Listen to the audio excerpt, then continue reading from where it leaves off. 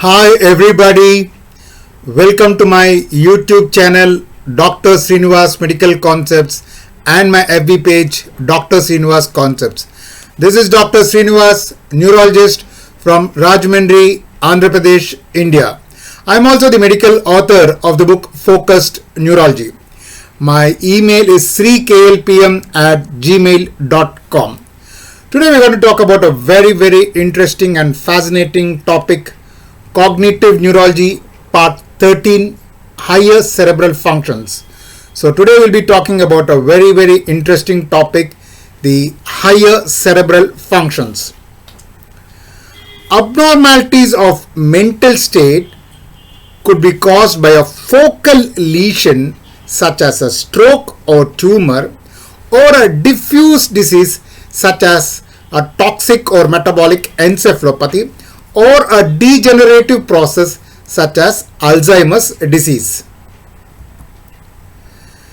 Examination of higher cerebral function.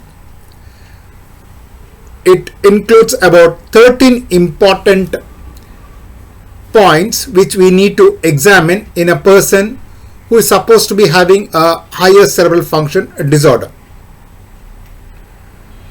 The first and foremost is handedness. Right-handedness indicates left cortex dominance. Therefore, speech centers are situated in the left dominant cortex, and spatial orientation is situated in the right non-dominant cortex. But how do we check handedness? Ask the person to close the eyes and extend the hands forwards. If he is a right-handed individual, the right upper limb will stay higher and the left lower limb will slowly fall down. So the hand which is at a higher place indicates the handedness of that particular person. So if a person is a right-handed, ask him to close the eyes and extend the hands forwards. Suppose if the person is right-handed, the right hand remains higher and left hand slowly falls downwards. So this indicates the handedness of the person. This is very important because handedness indicates which of the two cortices is dominant. For example, if a person has got a right-handed dominance, it indicates that the left side cortex is dominant. What is dominant cortex? Dominant cortex is that cortex where the speech centers are situated. So in right-handed persons, more than 90% of the time, the speech centers are situated on the left side. We call that as the dominant cortex, and the spatial orientation goes to the non-dominant cortex. So if the dominant cortex, that is the left side, in a right-handed person gets affected, person will have speech disturbances, that is aphasia. But if the right cortex gets affected, that is a non-dominant cortex, person will have spatial disorientation. So right cortical lesions usually produce left hemi neglect. The next component which we need to test in the higher cerebral functions is attention. Defective attention taints all subsequent testing. Very important concept. Unless the person is attentive, you cannot go on with the examination of higher cerebral function. So the person has to be attentive. He has to listen to your commands. He has to respond. If he is not going to be attentive, there is no point in testing other functions, other components of higher cerebral function, because they definitely are going to be affected. So attention is very important, and person has to be attentive to test the higher cerebral functions. So defective attention taints all subsequent testing. Consider the possibility of a central nervous system, that is a toxic or metabolic disturbance, or a frontal lobe dysfunction when the patient is inattentive. So the person's attention is affected. The possibility could be a central nervous system toxic or metabolic disturbance, or a frontal lobe dysfunction. And how do we test attention? Digit span forward is a good test of attention, and of course the immediate memory. So we ask them to repeat 7 digits forwards or 5 digits backwards, 7 plus or minus 2 forwards or 5 plus or minus backwards. So we give 7 digits, 7, 3, 4, 6, 8, 2, a string of 7 digits, and ask them to repeat immediately. We generally give 7 digits forwards but only 5 digits backwards, because our brain is used to reading forwards and not backwards. I can give a classic example. We have been reading the alphabets from A to Z right from our school days, from in baby class, and we are very confident in telling the letters alphabets A to Z forwards. But if I ask a person to repeat the alphabets A to Z but backwards, he finds it extremely difficult, because our brain is used to reading forwards. So easy to remember is forwards but not backwards. So we give 7 digits forwards plus or minus 2 and only 5 digits backwards. Then next component to be tested in higher cerebral function is appearance. How does the person appear? It gives us a wealth of information. If the person is untidy patients may have dementia, loss of memory, or frontal lobe dysfunction, or person may be in a confusional state. If a person is depressed, depression may lead to self-neglect. He may not be interested in his appearance anymore if he is depressed. A flamboyant dress, on the contrary, may suggest mania or hysteria. Patients with dressing apraxia due to a non-dominant parietal lobe region may not be able to get into their clothes properly. So as I said in the early part of my lecture, if the non-dominant cortex gets affected, person will develop hemi-neglect, and therefore dressing apraxia and constructional apraxia are of a form of hemi-neglect on the left side. So they find it extremely difficult to wear their clothes and not to be able to get into their clothes properly if the non-dominant parietal cortex gets affected. That is known as dressing apraxia. Next, we look at the behavior of the patient. Behavior. Patients who are disinhibited or silly may have frontal lobe lesions. Inertia, psychomotor slowing suggests depression or Parkinsonism. Patients who are hyper alert with autonomic hyperactivity may be in drug withdrawal state. So behavior also is very important. It can give us a lot of information. Next, we ask for delusions and hallucinations. But what is delusion? Delusion, it's a belief that is persistently held despite evidence to contrary. He strongly believes in a particular point despite evidence to the contrary. So that is delusion. For example, person may be a poor patient, but if he has neurosyphilis, he may develop delusion of grandeur. He would say that he is a rich person and he's got a lot of money, though in fact he may be poor. So despite providing evidence, he still continues to believe that he is a rich person. This is known as delusion of grandeur. So delusion is a false belief that is persistently held despite evidence to the contrary. Hallucinations. Hallucinations, it's a perception of having seen, heard, touched, tasted, or smelled something that wasn't actually there. Hallucinations could be a visual or auditory. Temporal lobe lesions produces well organized and formed hallucinations, whereas occipital lobe visual hallucinations are ill formed. And visual hallucinations are usually seen in persons suffering from dementia with Lewy body, whereas auditory hallucinations are seen in persons with alcoholism and schizophrenia. So you must have seen patients with alcoholism and schizophrenia having auditory hallucinations. They would be talking and responding to a person, to a non-existent person. There's no person. They keep hearing voices and they start talking to non-existent persons. This is auditory hallucinations, seen classically in alcoholism and schizophrenia. Visual hallucinations, dementia with Lewy bodies, they'll have visual hallucinations, though it is non-existent.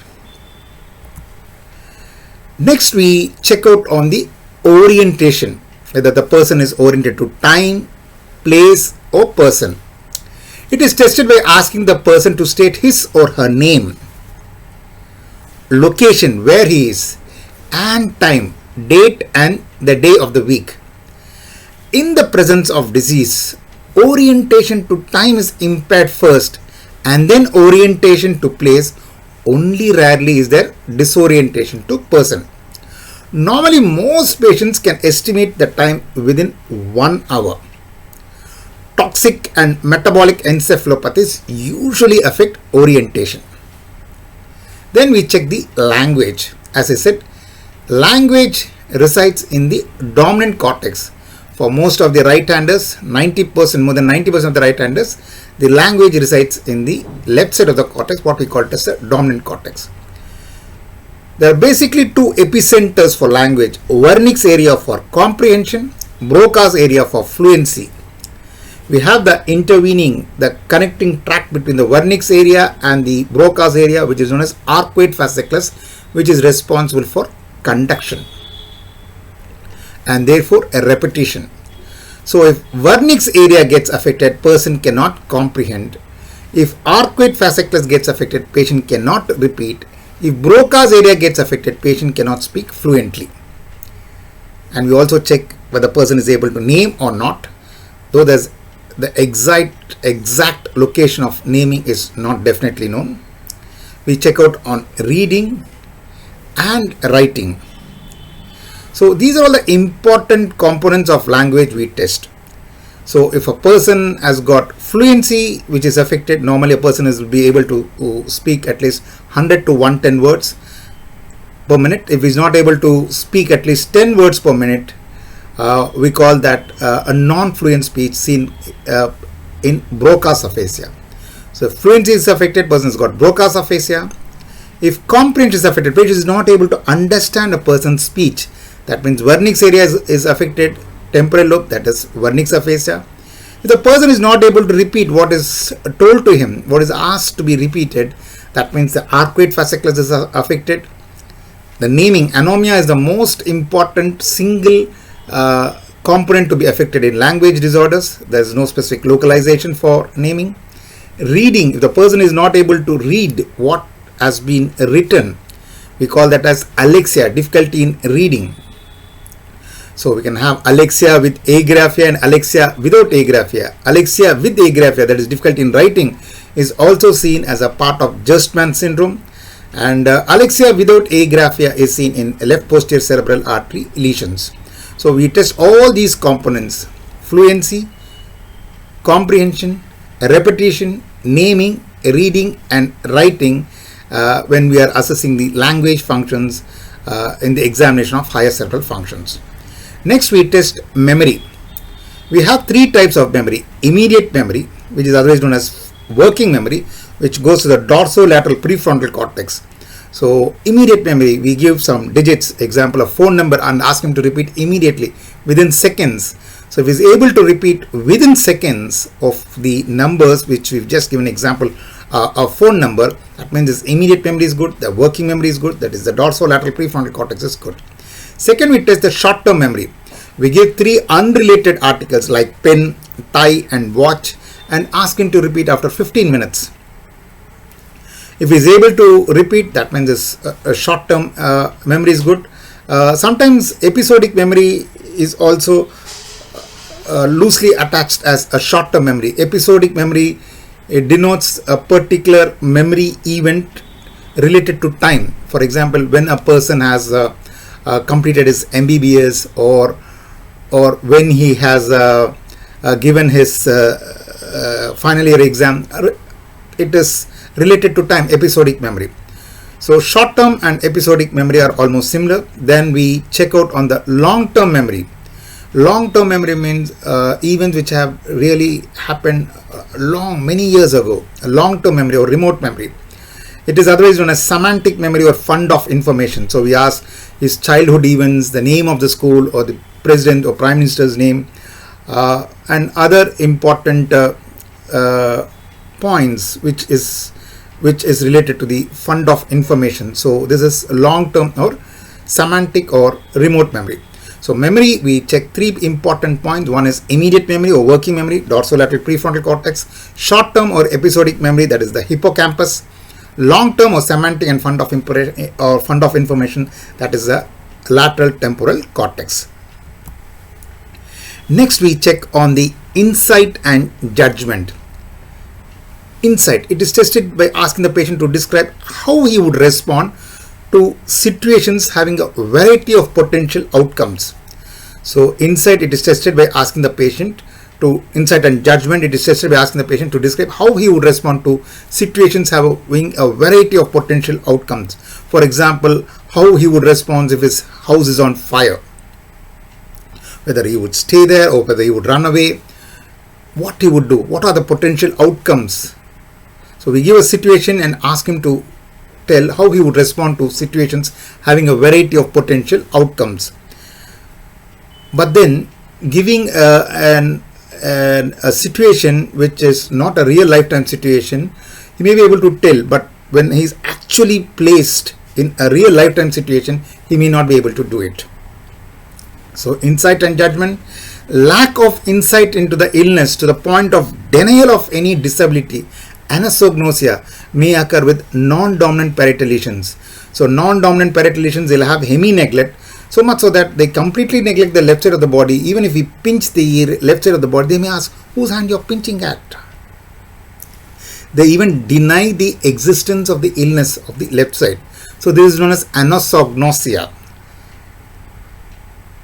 So the insight is lost. Judgment. Impairment of judgment may occur in conditions affecting the frontal lobe, especially the orbitofrontal lesions. Abstract thought.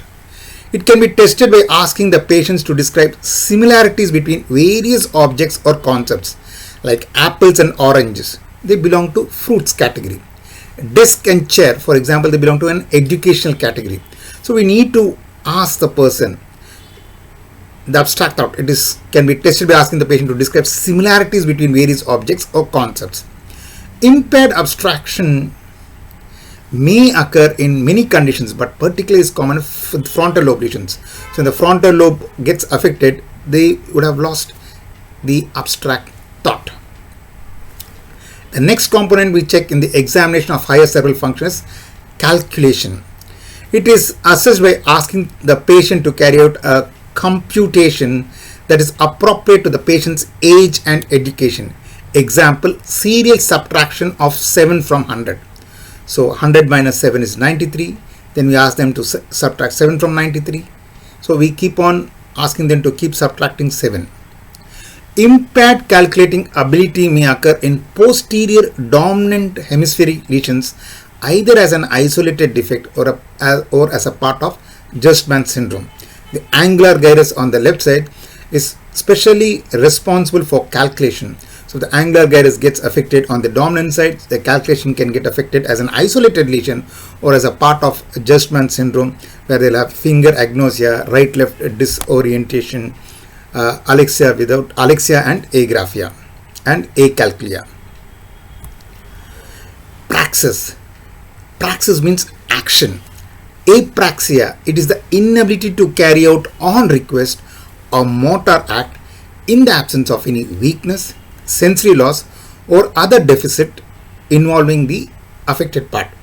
So person's motor power is normal, his sensations are normal, he is able to understand, comprehend, and he is able to coordinate. The coordination is good. Despite all these being intact, if the person is not able to perform a motor act, we call that as apraxia. So basically we have three types: idiomotor apraxia, ideational apraxia and limb kinetic apraxia. These are seen in left dominant parietal lobe or parietofrontal lobe lesions. So we ask them to imagine and perform an act, and then we ask them to perform an act with a real lifetime object. So in idiomotor apraxia, if you ask them to imagine and then perform an act, like ask them to brush as if they have a brush and paste on the brush and teeth, they're not able to do it.